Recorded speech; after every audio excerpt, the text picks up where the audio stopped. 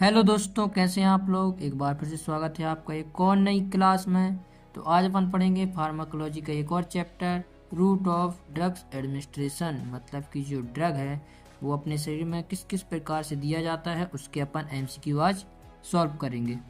तो आपका पहला क्वेश्चन है, which route of administration offers rapid onset of action and precise dosage control, oral, topical, parenteral.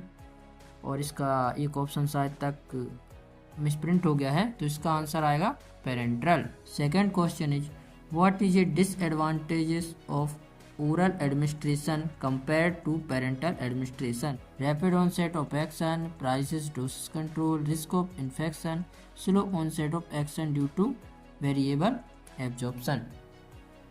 इसका answer होगा D.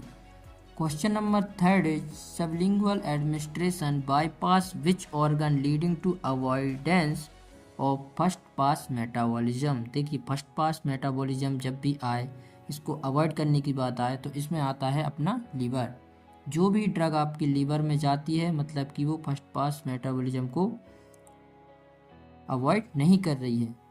Question number 4 is, which route of administration involves the placement of drug under the tongue or against the cheek for absorption into the bloodstream? Sublingual. Question number 5 is, which route of administration is suitable for patient who cannot take medication orally due to unconsciousness for vomiting?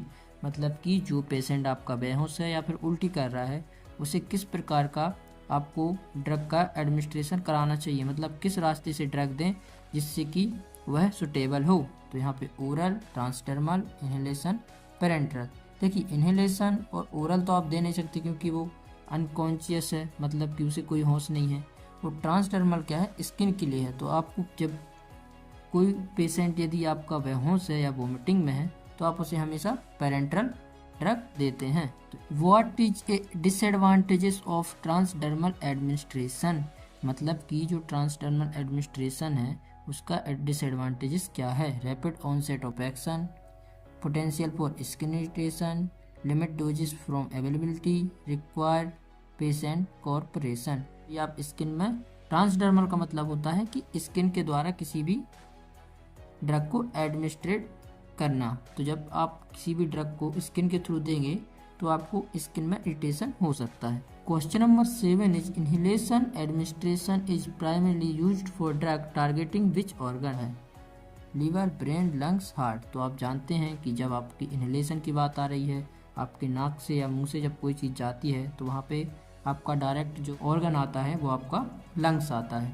Number 8 is, which route of administration involves delivering medication directly into the blood stream? oral, topical, transdermal, intravenous।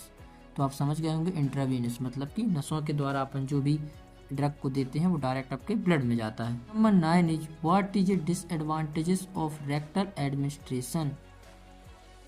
Bypass, first pass metabolism, variable and incomplete absorption, rapid onset of action, patient discomfort. जब rectal route से आप कोई भी drug देते हैं तो patient discomfortable बहुत ज़्यादा होता है। Question number 10 is, topical administration is most suitable for which type of treatment?